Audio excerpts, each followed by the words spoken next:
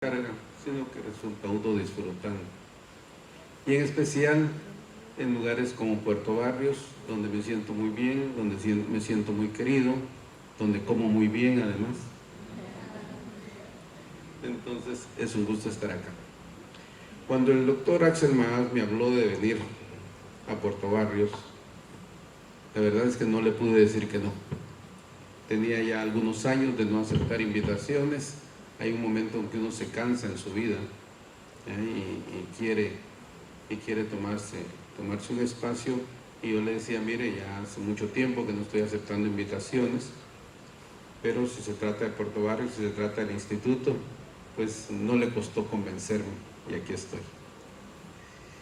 Y también al presidente de la asociación, a David, que estuvo coordinando, preocupado de que de verdad viniera, y por poco no vengo, vean el dedo. Me sucedió anoche haciendo la maleta, y yo me decía, ¿cómo va a amanecer esto? Porque si amanece amoratado o hinchado o dolido, ¿qué voy a hacer con el viaje a Puerto Barrios? Entonces ni siquiera dormí bien pensando en eso, pero gracias a Dios no resultó serio y aquí estoy. Entonces lo único que no puedo hacer es dar la mano muy dura, así como lo dan los patojos de ahora, ¿verdad? Que se golpean ahí cada vez que se dan la mano, pero no es así. Bien, cuando hablaba Carlos del tema de la hipoteca, yo vi al doctor Maas y le dije, mire, ¿y por qué Carlos no es miembro del instituto? Porque investigadores y escritores es lo que el instituto quiere. El instituto no es político, el instituto es académico, y lo que exigimos para entrar al instituto es que nos escriban un trabajo. Y todos estamos en la capacidad de hacerlo, de verdad, todos estamos. Tal vez no con la pasión que Carlos lo toma, pues, porque él es apasionado, se le nota. Pero todos estamos en la capacidad de hacerlo y de poder ser parte del instituto.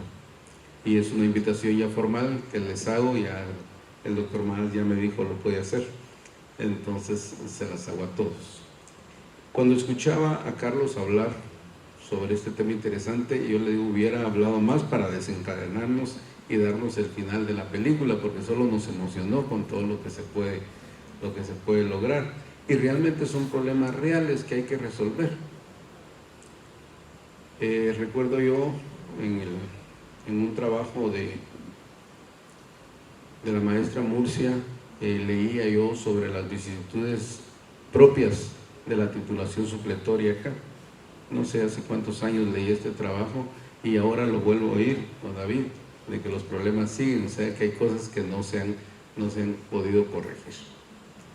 Después de esto, pues, al agradecer la hospitalidad, y vamos a entrar en materia, en el almuerzo hoy platicaba con un colega que hablábamos de que los notarios y los abogados civilistas tienen en sus manos el patrimonio de las personas, porque realmente eso es lo que nos encomiendan, su patrimonio, sea poco, sea mucho, es todo su patrimonio. En un momento de la vida lo tenemos en nuestras manos. Pero me hacía la reflexión también, mire, los abogados penalistas que tienen la vida de las personas en sus manos.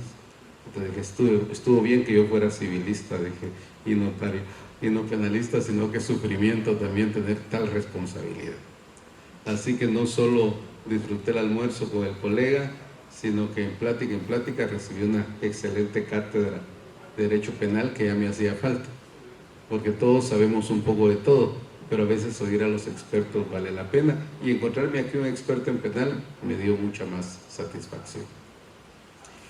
El tema para el que platicamos el día de hoy, primero es instrumento público, protocolo, sanciones, criterios. Y yo creo que el plato principal de la conferencia va a ser el tema de los criterios, porque todos sufrimos con los criterios de las diferentes instituciones, no necesariamente son los registros públicos. Hago esta aclaración porque no quiero, pues, obviamente, ofender a ninguno. Yo sé que muchos trabajan en instituciones públicas y a veces les toca pues hacer no hacer el papel de notario, sino que hacer el papel de la persona que me está calificando, ¿ya? Y la verdad es como que tampoco me interesaría pelear con el juez, pues tampoco me interesa pelear con alguien, pero lo vamos a hacer desde un punto de vista meramente académico, meramente de conversación, y no con la intención de que alguien se sienta ofendido o que se sienta lastimado por lo que vamos a mencionar. Algo que no dijeron en el currículum es que se me olvidó cómo se enciende esto. Entonces hablarles de los nietos para que le expliquen cómo se hace.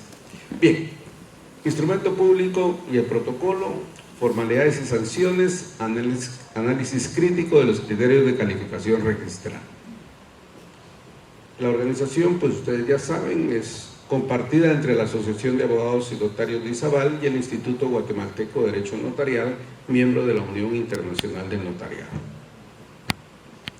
Empecemos con la primera parte, el instrumento público y el protocolo. Tenemos que decir que en Guatemala el ejercicio del notariado es en toda la República y sin ninguna limitación. Esto es algo importante de mencionarlo siempre porque es una gran ventaja que tenemos los notarios en Guatemala. Podemos ejercer en cualquier lugar del país, no tenemos ninguna limitación, no puede decirse, mire, como usted es de Izabal, no solo en Izabal puede ejercer, lo puede hacer en cualquier lugar del país. Después de esto, es importante hablar de las dos herramientas importantes o indispensables que tiene el notario. Por un lado, el instrumento público y el protocolo. ¿Qué hacemos los notarios? Instrumentos públicos. ¿Dónde hacemos los notarios los instrumentos públicos? En el protocolo. Entonces no podemos pensar en un notariado sin protocolo, como tampoco podríamos pensar en un protocolo sin instrumentos, las dos herramientas básicas. La regulación legal la tenemos en el decreto 314 del Congreso de la República en el artículo 29 y subsiguientes, y para el protocolo en el artículo 13 y subsiguientes. Esto es más bien un repaso. El tema de la suspensión de los instrumentos en gran parte se debe a que no estamos ejerciendo bien. Vimos en la facultad las formalidades de los instrumentos, los tenemos en los códigos, los tenemos en los libros de texto, pero aún se nos van cosas que resultan siendo importantes. Nos aparecen escrituras públicas, por ejemplo, sin número, nos aparecen escrituras públicas sin fecha, y entonces, naturalmente, esos son problemas que no es de quien está haciendo la calificación, sino que es un problema del notario, que no fue cuidadoso a esto. Con respecto a los nombres, pues obviamente en Guatemala casi todos tenemos dos nombres y dos apellidos. Pues ese es nuestro nombre legal, que algunas veces los hemos recortado o en alguna otra forma, o omitamos algún nombre, omitamos algún apellido, pues nuestro nombre legal sigue siendo, en la mayoría de los casos, dos nombres y dos apellidos, y en casos excepcionales, pues más de los dos nombres. La edad la tenemos computada en años cumplidos. No está admitido decir que es mayor de edad, sino que tenemos que decir cuál es la edad de las personas. Hay personas pues que no les agrada decir su edad, ¿no? Pero de todas formas, para un instrumento público tenemos que colocar la edad. No podemos utilizar el mayor de edad. El estado civil reconocido es ser uno soltero o casado. La unión de hecho pues también está reconocida, pero es una unión de hecho reconocida. Mientras mi unión de hecho no esté reconocida o declarada legalmente, yo estoy soltero. Hay otros estados que no tan reconocidos como por ejemplo el ser divorciado no es un estado civil, sino que ser divorciado es haber pasado ya por un sufrimiento, haber salido de ahí y buscar al otro. Entonces ese es el ser divorciado no es estado civil, se es soltero, como el viudo también, que es algo que en Guatemala se utiliza, el viuda de, y que tampoco es un estado civil. Entonces vamos a regresar a casado o soltero o unido de hecho si ya hubiera sido declarado formalmente. La nacionalidad debe indicarse tal como es. Por ejemplo, ser norteamericano no es nacionalidad. Ahí, o es mexicano, o es estadounidense, o es canadiense, pero no se puede decir nacionalidad norteamericana, ¿ya? Porque Norteamérica no, en sí no es una nacionalidad, ¿ya? Sino que es parte del continente. Después de esto, la profesión, ocupación u oficio. Esto nos ha dado algunos problemas de poder diferenciarlo, pues ahora creo que cada vez ya siendo menos, pues hay profesiones como hay oficios, ¿ya? Usted es abogado y notario, pues esa es su profesión, ¿ya? Mi oficio pues es ser carpintero y ese es mi oficio. Después de eso, el domicilio. El domicilio se refiere, para términos notariales, a la circunscripción departamental donde yo ejerzo mis derechos y cumplo mis obligaciones. El domicilio no es donde yo vivo, ¿ya? Ni en mi casa de habitación, ¿ya? Mi domicilio es mi departamento. Esto es porque muchas veces en las escrituras decimos que se renuncia al fuero del domicilio, ¿ya? Para que la persona pueda ser demandada en cualquier otro domicilio, en cualquier otro departamento. Eso es renunciar uno al fuero del domicilio. Ahora, hay quienes también cometemos el error que decimos: es de este domicilio, renuncio al fuero de mi domicilio y me someto a este domicilio. Entonces realmente solo estaba dándole vueltas y jugando con el domicilio. No sabía qué estaba haciendo, la verdad es que no sabía. Después, la fe de conocimiento. La fe de conocimiento es una gran responsabilidad, porque usted cuando da fe de conocimiento es tomando la responsabilidad de que la persona que está otorgando es quien usted dice ser. Esa fe de conocimiento usted la puede utilizar cuando usted ya conoce a la persona, cuando usted ya puede adquirir esa responsabilidad. Entonces ahí sí puede dar fe de conocimiento. Yo la conozco a usted y puedo decir pues que es persona de mi conocimiento y no necesito que presente ningún documento de identificación. Ahora, si no es de mi conocimiento, pues sí tengo la obligación de hacer la identificación por los medios legales, que el mismo código, que aunque muy antiguo lo dejó ya establecido, la cédula, que ahora es el documento personal de identificación, el DPI para los guatemaltecos y el pasaporte para los extranjeros. Da dificultad en el momento de calificación registral que un guatemalteco se identifique con un pasaporte.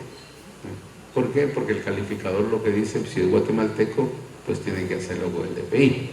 Tenemos muchos problemas prácticos también de personas que se han ido a Estados Unidos, regresan de Estados Unidos con pasaporte de Estados Unidos, ¿ya?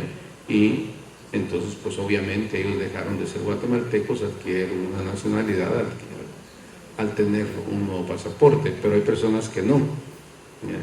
Que no han adquirido la nacionalidad. Entonces uno no sabe, como en las canciones de Arjona, si está aquí o está allá, pues, ya, porque donde estaba ya no lo conocen y a donde se fue no lo quieren. Entonces eso es un problema, pero la fe de conocimiento es la responsabilidad que usted va a adquirir de decir yo lo conozco, y si no quiere esa responsabilidad, pues identifíquelo. Los comparecientes aseguran hallarse en el libre ejercicio de sus derechos civiles. Esto es una declaración de la persona que está compareciendo, no es una declaración del notario, porque yo realmente no conozco si usted está o no está en el libre ejercicio de sus derechos civiles, ¿ya? Pero cuando usted me lo asegura, pues yo ya lo anoto que usted fue quien me aseguró estar en el libre ejercicio de sus derechos civiles. La identificación, pues como dice el código, cédula de vecindad, que ahora es documento personal de identificación, y el pasaporte, y también los testigos de conocimiento, que cada vez se usa menos la figura de los testigos de conocimiento, pero ahí está plasmada todavía en nuestro código. El numeral 5 se refiere a la razón de haber tenido a la vista los documentos fehacientes que acrediten la representación legal de los comparecientes en nombre de otro.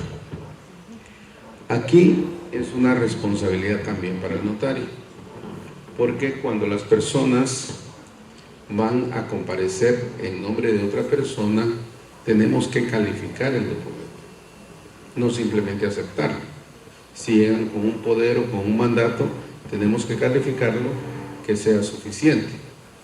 Si es un acta de nombramiento, pues igual que sea suficiente, que tenga facultades para lo que se pretende hacer. El tema aquí es que a veces confundimos los mandatos y creemos que con un mandato general se puede hacer de todo, o que con un mandato judicial se puede ir a un otorgamiento de un instrumento público. Entonces, esa confusión que a veces tenemos cuando no tenemos la claridad con los mandatos nos da algún tipo de dificultad, y muchos rechazos son debido a eso, a que la calificación que se hizo no fue una buena calificación. Tiene que haber sido otorgado en el documento, en el instrumento que tuvo que haber sido. Si es un acta de nombramiento, pues es un acta notarial. Si es un mandato o un poder, debe ser el testimonio de la escritura. Si requiere vigencia, tiene que estar vigencia, tiene que estar inscrito, dónde tiene que estar inscrito, etc. Entonces, esta es una responsabilidad del notario, y es tanta la responsabilidad del notario que el notario tiene que decir que la representación que se ejercita es suficiente, conforme a la ley, una ley que yo manejo y conozco, ¿ya? Y conforme a mi juicio como notario. Entonces ahí estoy nuevamente cargando con la responsabilidad cada vez que califico y acepto un mandato o un acta de nombramiento. Lo del intérprete, para la parte que ignora el idioma español, pues es una norma que haya estado, aunque el notario conozca la lengua o el idioma, siempre requiere de intérprete. La ley no le permite al notario ser intérprete a la vez. Algunas legislaciones lo tienen, la nuestra no. Así que aunque hablemos muy bien el idioma, tenemos que utilizar una tercera persona como intérprete.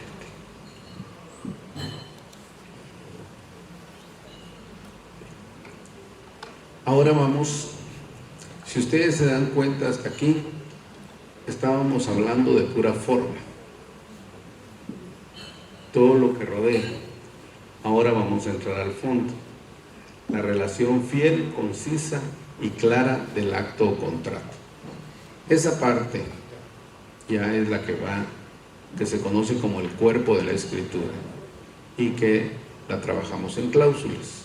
Entonces, ¿qué es lo que la ley nos exige? Que seamos fieles, que plasmemos lo que realmente la persona quería que se plasmara, que seamos concisos y que seamos claros. Esto depende mucho de la forma de redacción.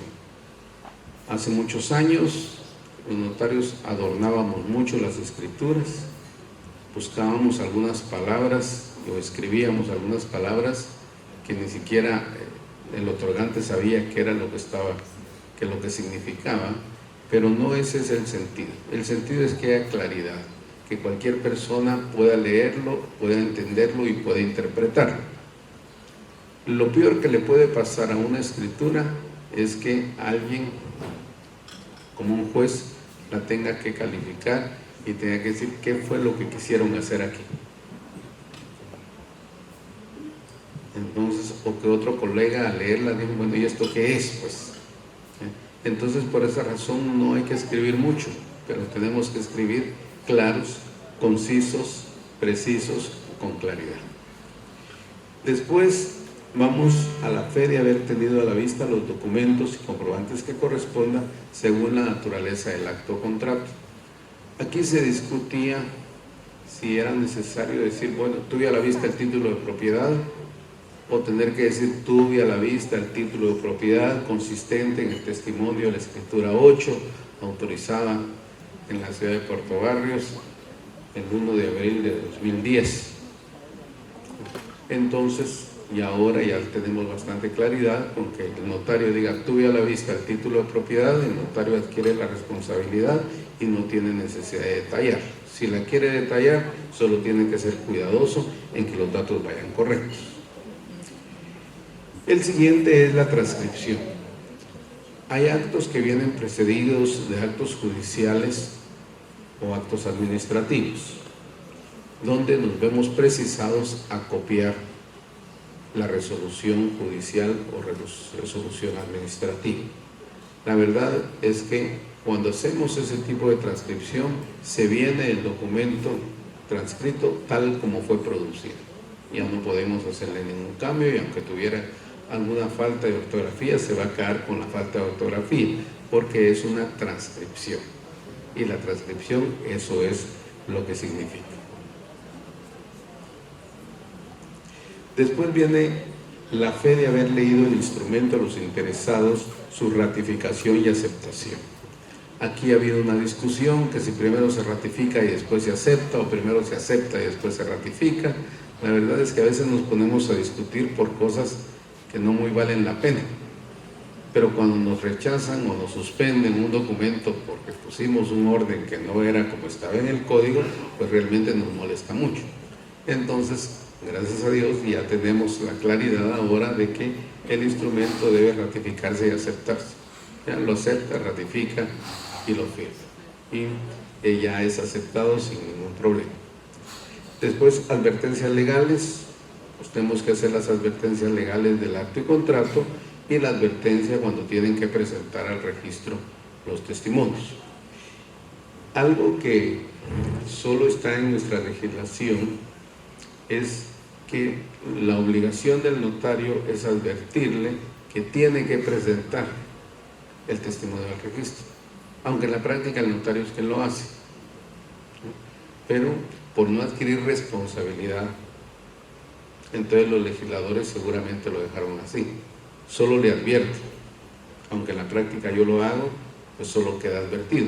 ¿Por qué? Porque puede ser que si fuera mi responsabilidad y cuando yo llegue ya ingresó otra escritura o otro documento, algún embargo, alguna demanda, pues puedan decir, mire, usted no cumplió con su responsabilidad.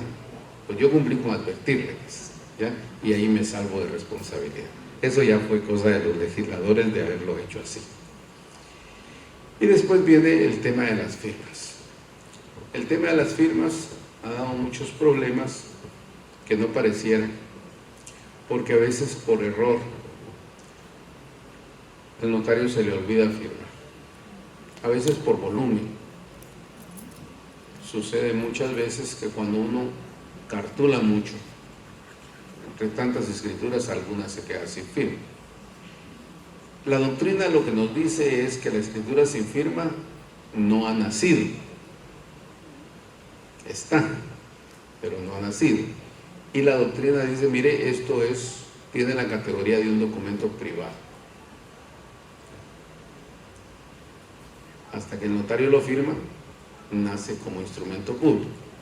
El archivo de protocolos, en la revisión de los protocolos, ha estado manejando que una escritura sin firma ya no es posible darle vida. Y lo que está haciendo es, con la revisión, es enviar esto a la Corte Suprema de Justicia para que hagan un procedimiento en contra del notario por no haber firmado la escritura. Con otros criterios que se han manejado, dice, bueno, que lo firme y que pague la multa, pero siempre lo están enviando a proceso de la firma. Algo que es importante, la gente está confiando en nosotros, por eso hacemos en cumplir puras formalidades. El notariado es un derecho de forma. En la doctrina dice que es un derecho de forma para la forma, ¿sí? Porque lo que nos da son formalidades. Nos dice, esto es lo que usted tiene que cumplir al hacer la escritura, esto es lo que tiene que cumplir al hacer el acta, esto es lo que tiene que cumplir al hacer la auténtica. Puras formalidades. Ya. ¿Cómo se redactan? No se lo dice, le dice qué debe contener. Por eso es que es forma para la forma. Pero sin embargo, si cometemos errores, a quien perjudicamos es al cliente, definitivamente. Nos perjudicamos nosotros mismos porque cuando nos revisen el protocolo nos encuentran el error, nos van a sancionar, nos van a multar, nos pueden mandar a un proceso de corte, etc. Pero el daño que le hemos hecho a la persona es mucho más grande.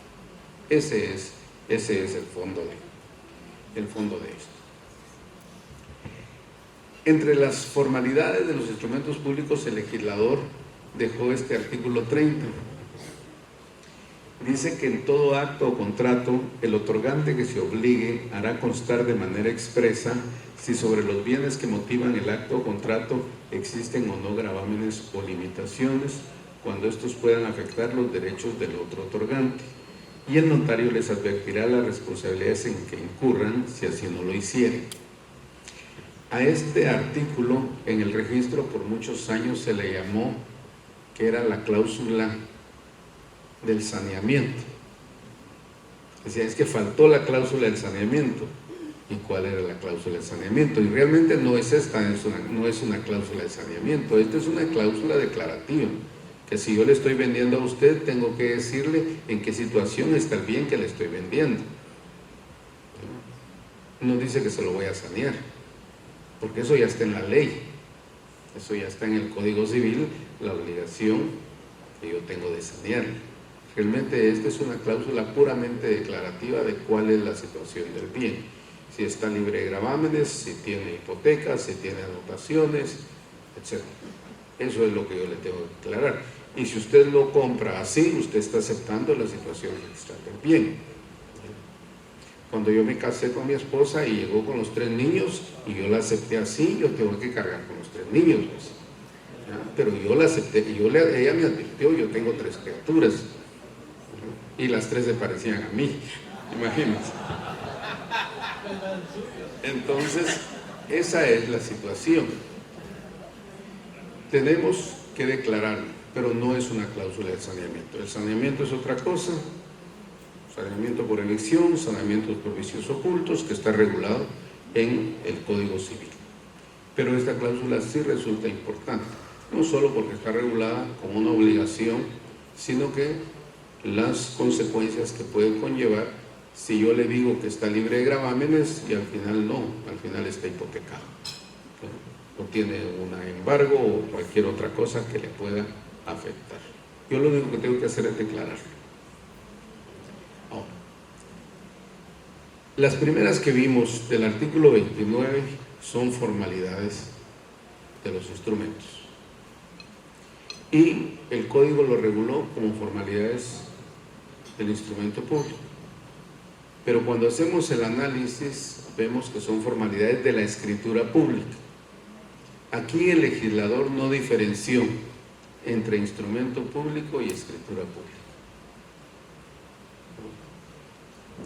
Después nosotros, cuando ya estudiamos y vemos que hay otros, que hay un acta notarial que no lleva número, por ejemplo, decimos, bueno, entonces este no es instrumento público, ¿ya? O el acta de legalización, etc. Entonces se nos vuelve una complicación. Entonces la forma más fácil de resolverlo es, las formalidades del artículo 29 son para las escrituras públicas.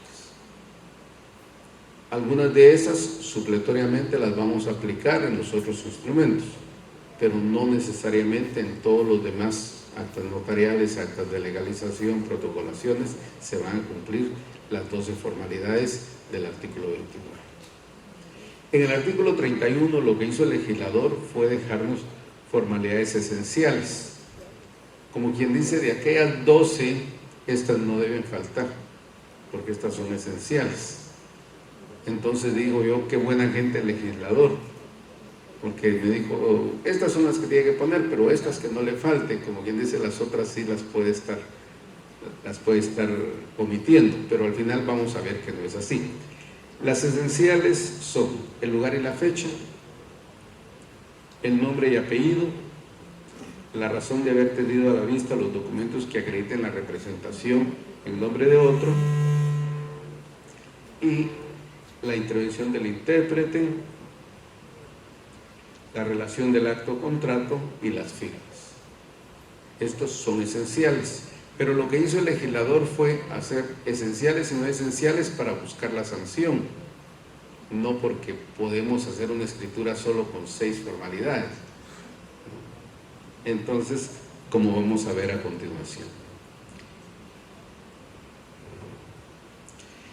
El artículo 32 dice que la omisión de las formalidades esenciales, las 6 formalidades esenciales que tiene el artículo 31, da acción a la parte interesada para demandar su nulidad, siempre que se ejercite dentro del término de 4 años contados desde la fecha de su otorgamiento. ¿Cómo tenemos que interpretar esto? Vamos a regresar a las del 31. En el artículo 31 tenemos 6 formalidades esenciales. En el artículo 32 decimos que si falta las formalidades esenciales, nulidad. Y 4 años para interponerlo. Pero ¿qué sucede entonces cuando lo que faltaron fueron las firmas?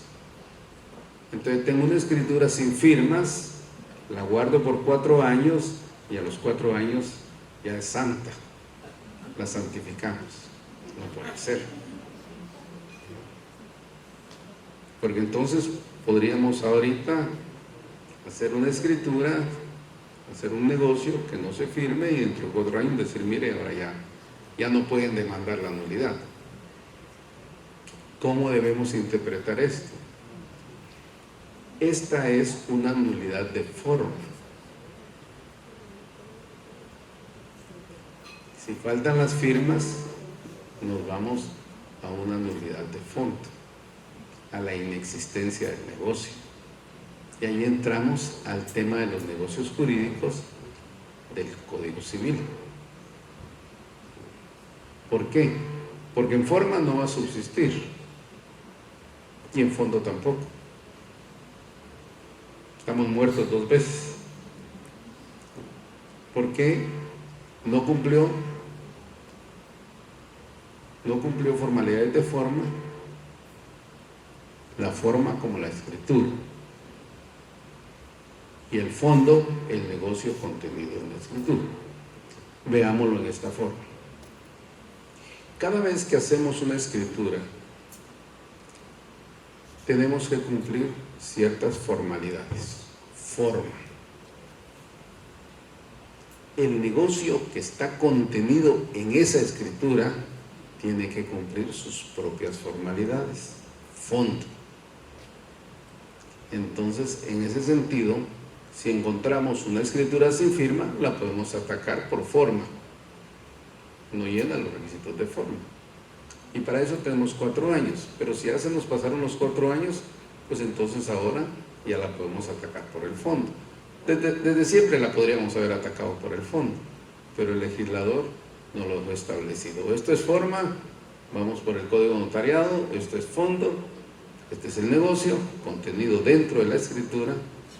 Esa, pues ahí está también, que es insubsistente por falta de firma. No sé si me expliqué o los estoy confundiendo más, si no me lo dicen. Sí.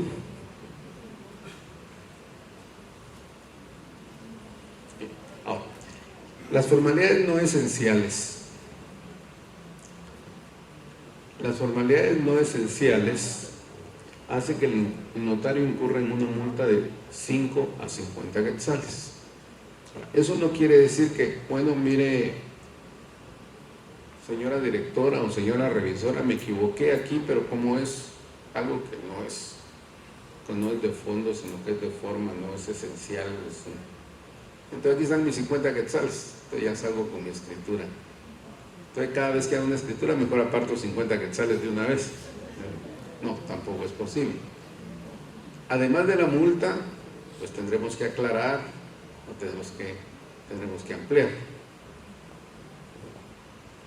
Y mucho ojo, cuando estamos aclarando o ampliando, podemos hacerlo con la fórmula por mí ante mí o por sí ante sí cuando son cosas del notario, declaraciones que yo como notario tenía que hacer. Pero si afectan el fondo, tienen que venir nuevamente los comparecientes a la aclaración o a la ampliación. Siempre nos sale la duda, ¿esto lo puedo hacer por mí ante mí? Entonces véanlo, ¿es un error suyo o es una declaración de las partes? ¿Por qué? Hay cosas tan serias que pueden dar un grave problema. Al notario solo se le olvidó tal cosa, solo eso. Pero ese solo hay que ver si nos vamos a una formalidad esencial o una formalidad no esencial. Si es esencial, va a ser la nulidad. Si no es esencial, va la multa, más la aclaración o ampliación para poder corregir el error.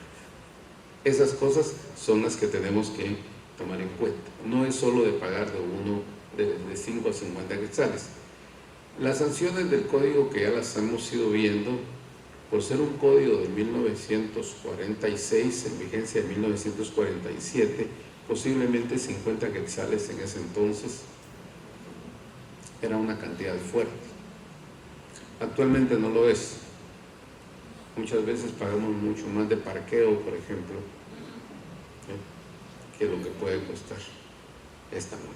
Pero esas nunca fueron actualizadas. Bien, ahora veamos protocolo. Protocolo como herramienta indispensable. Nuestro protocolo, muy del tiempo de los españoles, papel español, papel sellado, muy elegante, con todos estos sellos y formas de protección, algo que se ve tan bonito. Y a veces nos dicen que ustedes todavía no usan ese papel, y que a veces hasta se escasea y sufrimos por el papel cuando no hay papel. ¿Ya? Muchos países ya han abandonado el papel de los españoles, porque esto fue traído de España, y están utilizando sellos de seguridad u otros controles que le han quitado la elegancia del papel. Han facilitado mucho, hay que reconocerlo, pero le han quitado la elegancia que tenía nuestro papel y la seguridad que sentimos nosotros de nuestro papel. Ahora, eso no quiere decir que no hayan muchos casos de papel falsificado o escrituras hechas en papel que no era el que correspondía, que era de otro notario, de un notario fallecido. Los medios tecnológicos también nos han dado mucho problema, el escaneo a colores, por ejemplo, sale tan maravilloso.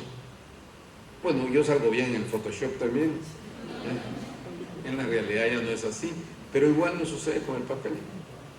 Entonces, aunque ha tenido muchas medidas de seguridad y se ha tratado de esto, siempre puede ser un papel que sea falsificable. No hemos logrado una seguridad perfecta. Entonces vamos con el protocolo. Un papel sellado especial que no es del notario. El notario lo que hace es pagar un impuesto fiscal, por eso se llama papel, impuesto de timbres fiscales y papel sellado especial para protocolo. Tampoco es mío, aunque yo diga voy a comprar protocolo, ¿ya? Yo soy responsable del uso, de la conservación del papel. Las oficinas fiscales tienen que controlar que yo sea quien tengo ese papel y que solo yo lo puedo utilizar. Al final me tocó pagarlo y todavía tengo que cargar con la responsabilidad, pero lo tengo que cuidar muy bien, ¿ya? Y lo voy a tener ahí hasta que me muera, y después que me muera mi familia tiene que entregar todavía los protocolos y el papel que no haya utilizado. Así que resulta siendo una buena carga y una gran responsabilidad el papel de protocolo. Las formalidades, pues ustedes las conocen. Redactamos en español, a máquina o a mano. Si es a mano, tiene que ser de manera legible y sin abreviaturas. El uso de las abreviaturas nos ha dado problema en el registro mercantil cuando hacemos una sociedad anónima, que la denominación social pues, son unas iniciales o resulta siendo una abreviatura, ¿ya? Porque dice, mire, ahí está usted transgrediendo. No, es que es la denominación social.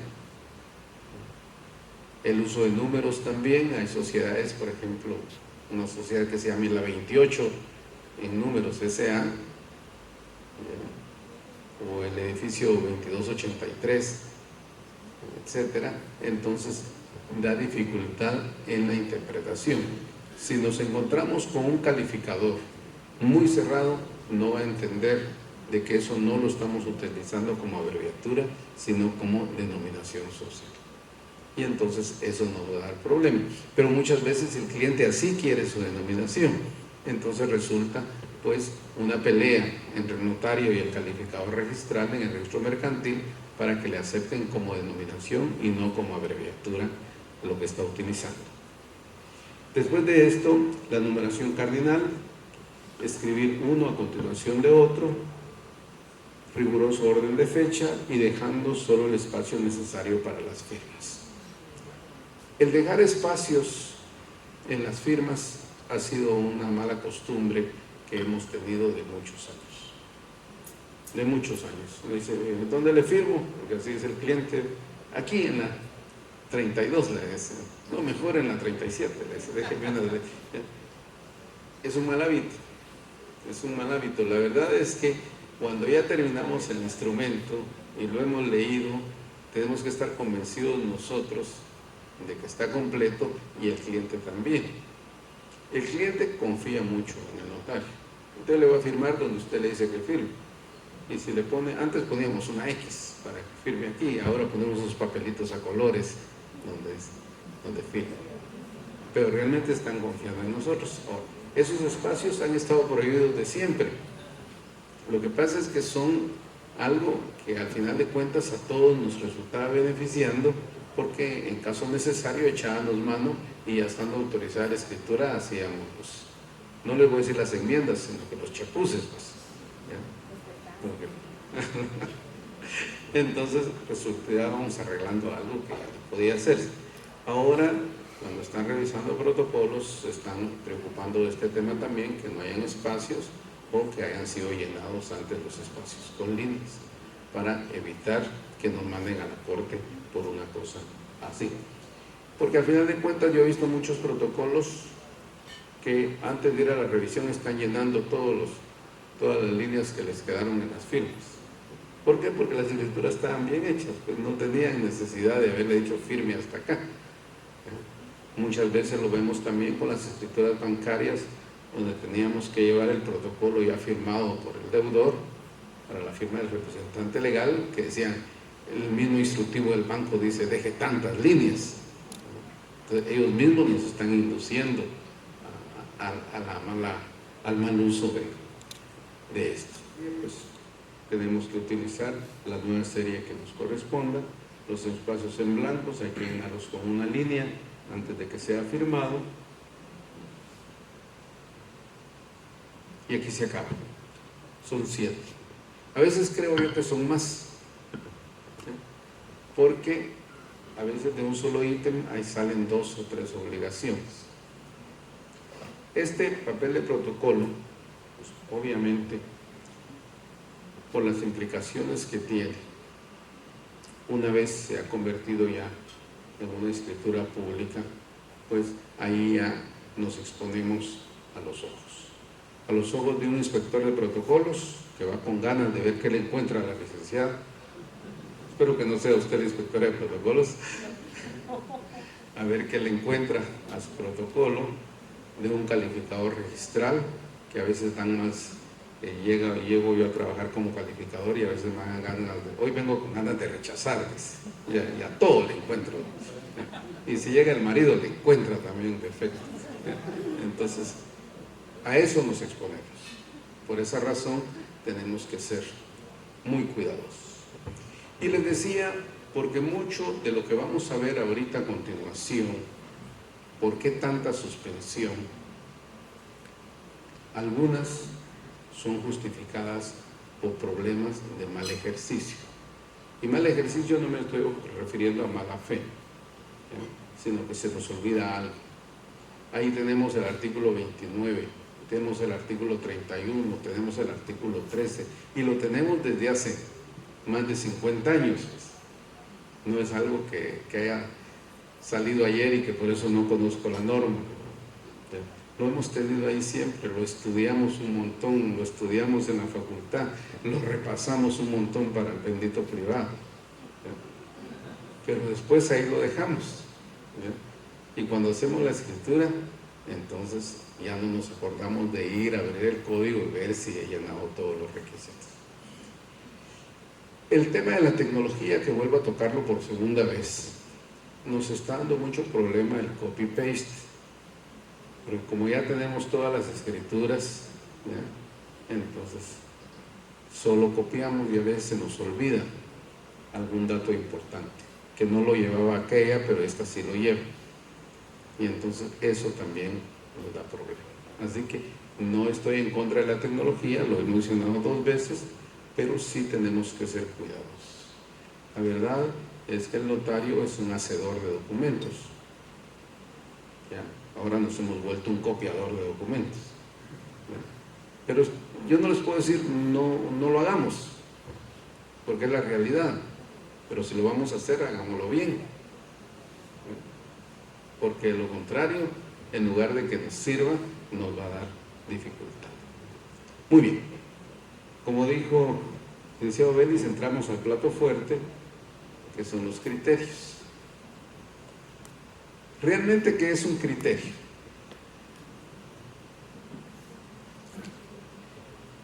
Cuando hacíamos los exámenes privados, algunos examinadores le decían al estudiante, mire, ¿cuál es su criterio sobre tal cosa? Y el estudiante respondía lo que era su criterio, lo que él pensaba, lo que él opinaba. No, le decía, ¿para qué le pregunta el criterio entonces? Pues, porque quiero que usted tenga mi mismo criterio. Eso es imposible, pues cada uno de nosotros tiene su propio criterio. El tema es de que cuando queremos que todos piensen igual, se nos da un problema. Y se nos da un problema muy serio. El criterio es una regla o norma conforme a la cual se establece un juicio o se toma una determinación. Vean, una regla o una norma conforme a la cual se establece un juicio o se toma una determinación.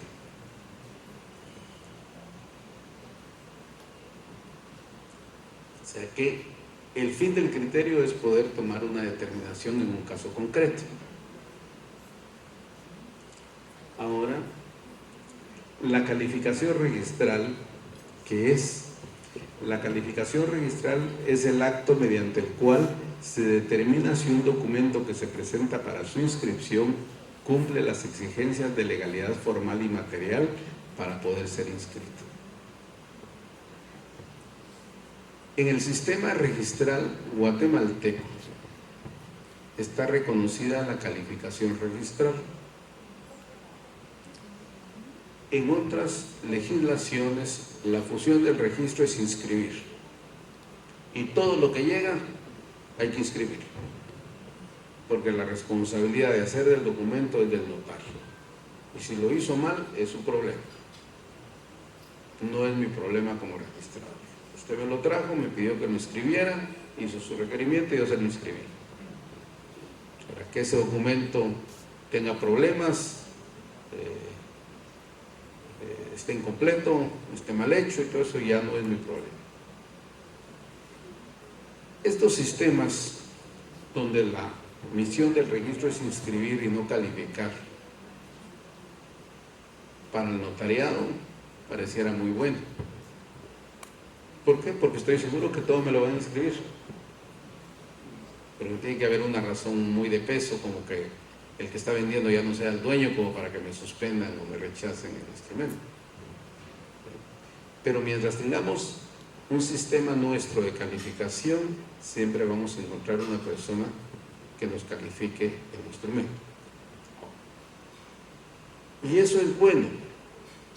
en la medida que la persona que está haciendo la calificación sea una persona que esté preparada o que esté calificada para hacerlo. ¿Por qué? Porque si la persona no está preparada o calificada para hacerlo, la calificación no va a ser buena. Y es más fácil suspender o rechazar que inscribir. Y hay quienes también van con la mentalidad: si yo soy calificador es para que nadie pase. Entonces no es ese el objetivo de la calificación.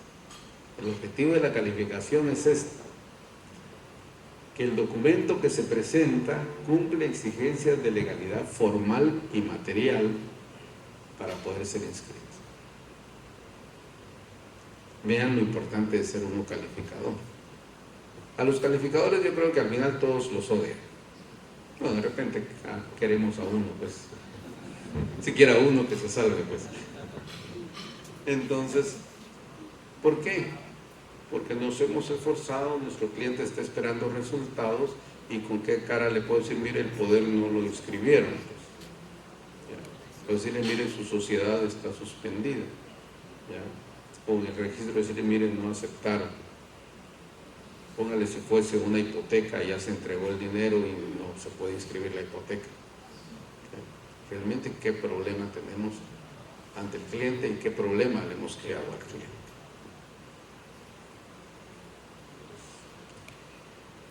Criterios del Registro Nacional de las Personas. La verdad es que para hablar de criterios en el RENAP, el doctor Maas sería el maestro aquí y yo sería el alumno, yo debería estar sentado ahí. Que nos costó solo la idea de aceptar el cambio. De que era necesario un nuevo DPI por razones de seguridad, era necesario. De que era necesario modernizar los registros civiles antiguos, era necesario. Pero los registros civiles, como están manejados, eran por personas que muchas veces era el mismo secretario municipal quien hacía de registrador civil, o cualquier otra persona que no tenía la calidad de abogado ni de notario y tenía la responsabilidad de ser registrador civil. Y por esa razón, como no era una persona calificada, cuando llegaba el licenciado, pues decía: licenciado, pase adelante, ¿en qué puedo servirle? Quiero esta inscripción, dígame cómo quiere que se la haga y ahorita mismo se la hacemos. Y uno salía muy contento, pues. De verdad salía uno muy contento porque salía de una vez uno con su documento. Entonces, pero cuando llegó ya una institución como el RENAP, que ya entró viendo forma, viendo fondo y arrastrando todos los problemas de las municipalidades, fue un problema muy serio, definitivamente. Definitivamente tuvo que haber sido un problema muy serio. Porque en los libros que llevaban los registros municipales, pues cualquier cosa se podía corregir. Partidas que no tenían firma, corrector, borrador y todo eso, pues. Ahora un RENAP calificado ya no podía aceptar eso. Y entonces resultaba negándole, por ejemplo, la certificación a la persona.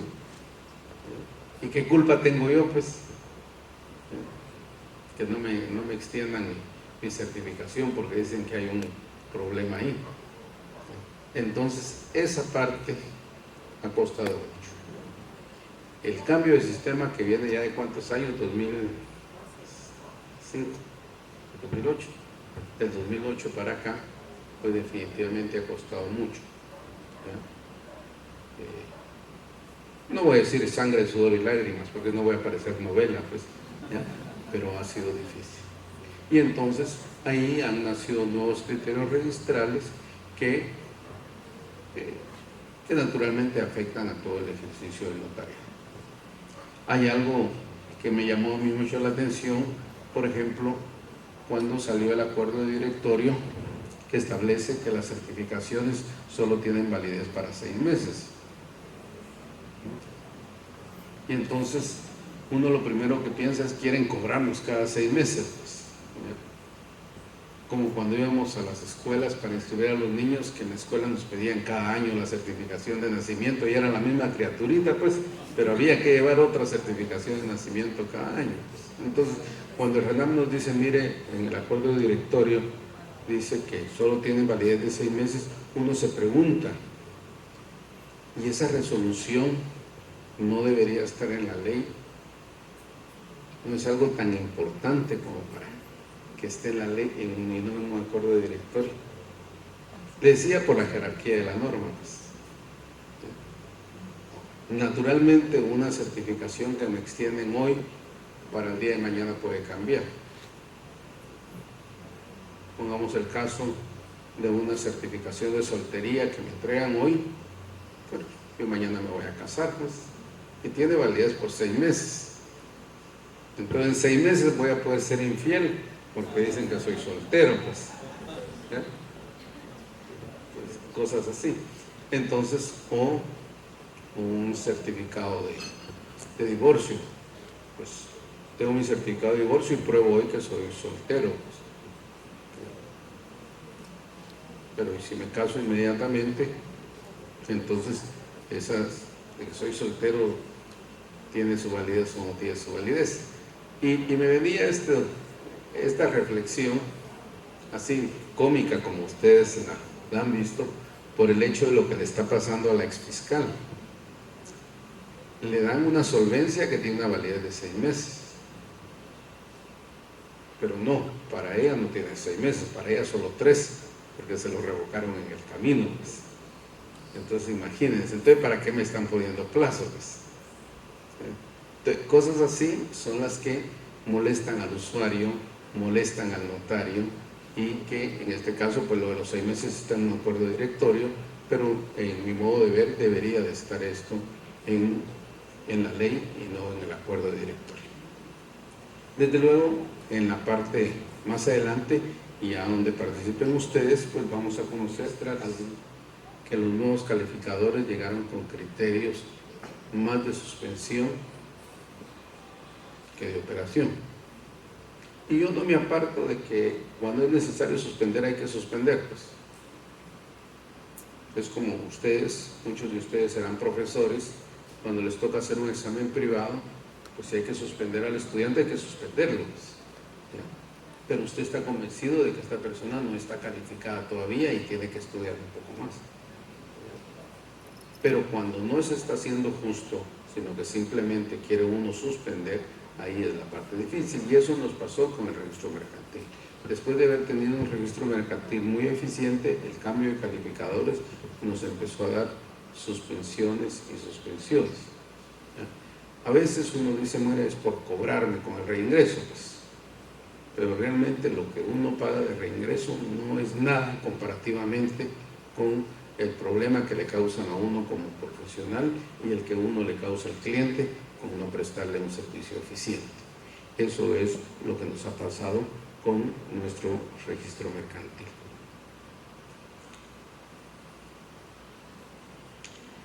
El registro de personas jurídicas. Tuvimos una actividad con las autoridades del registro porque las quejas eran increíbles. Una gran cantidad de quejas que teníamos. Y reconocieron las autoridades que estaban rechazando un 90% de los documentos que les llegaban.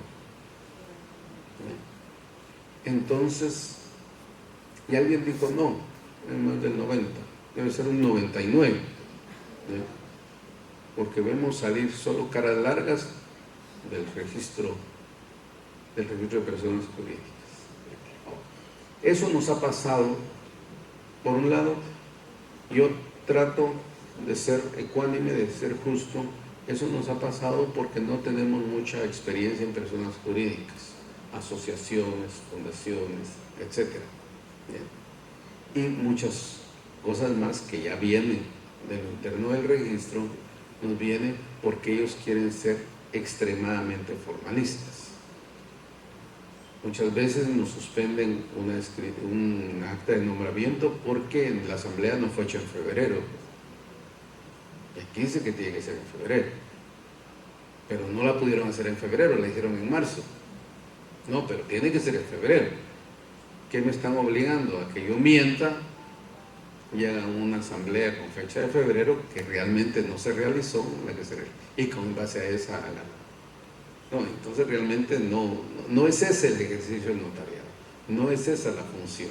Si el notariado tiene que ser la verdad, a eso vamos, no solo a ver qué compongo para que pueda pasar la operación, pero es un registro que actualmente es el que más reclamos tiene.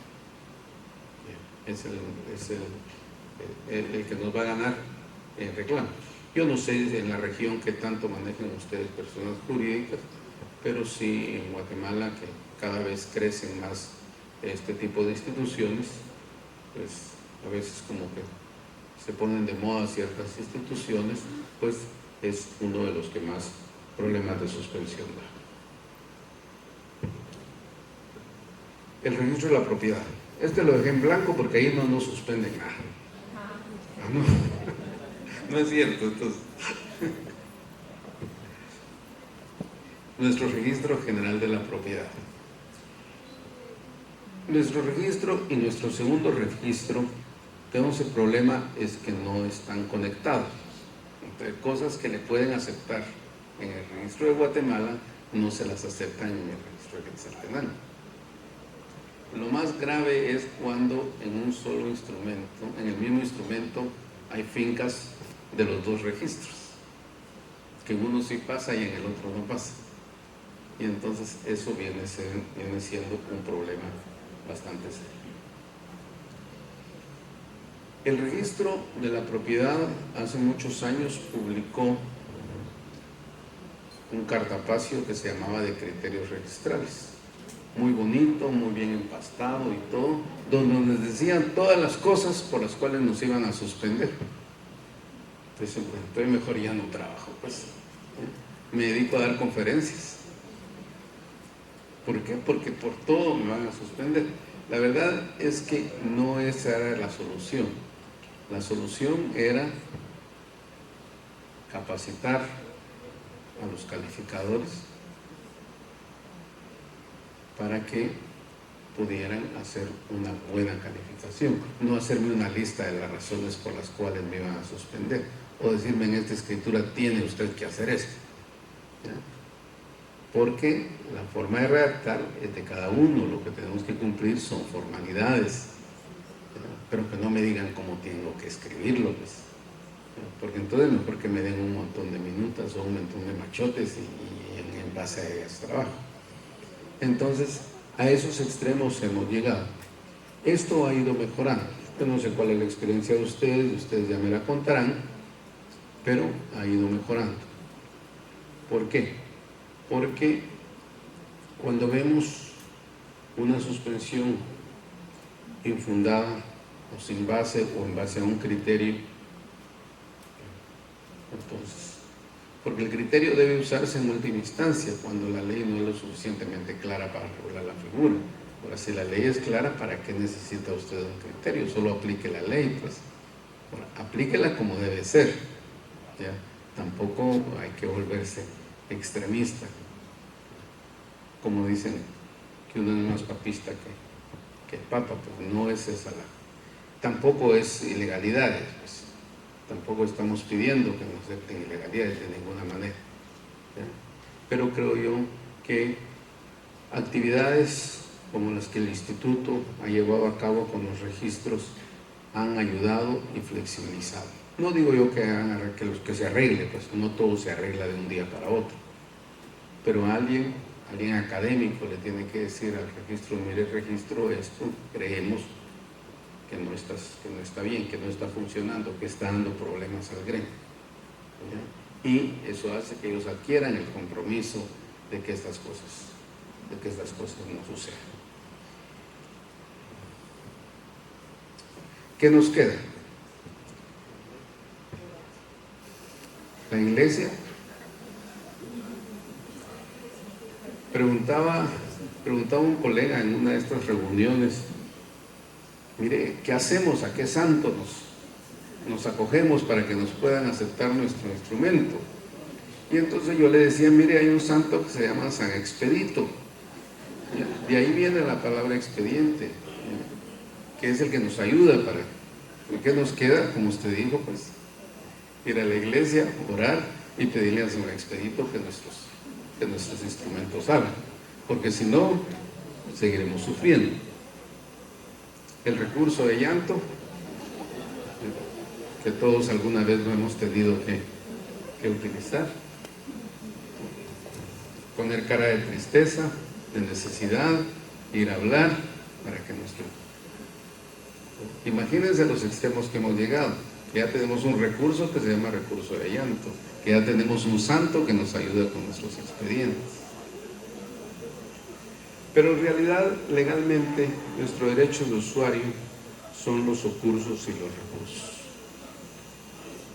El tema es nuestros tribunales o las oficinas administrativas que resuelven los ocursos, recursos administrativos, etcétera, el tiempo que van a llevar. ¿Por qué? Porque la realidad nuestra es que están llenos de trabajo. Tienen muchos asuntos como para que yo llegue todavía con mi expediente porque me hicieron una mala calificación y que se van a tardar en resolverlo. ¿Cuánto? Ese es nuestro problema legal. Pues, tenemos la herramienta, tenemos el arma, pero hacerla valer es tiempo. Es tiempo, es dinero, es pérdida de un cliente, es pérdida de hablemosle de nuestra fama comercial. Con la licenciada, sí, por favor, no vayan, pues. 2 años se tardó para sacarme una sociedad. ¿Qué va a querer llegar alguien más a hacer una sociedad con ella? Pues. Entonces, esas situaciones son, como les digo, las herramientas las tenemos. Hacerlas efectivas en un sistema judicial como el nuestro es bien difícil por el asunto del tiempo. Bien, entonces, nuestro resumen o conclusiones o los comentarios finales, esos son de ustedes, porque son ustedes quienes tienen que decir cuál es su vivencia, cuáles son sus problemas, cuál es la experiencia que han tenido para que todos nos nutramos de eso. ¿Por qué?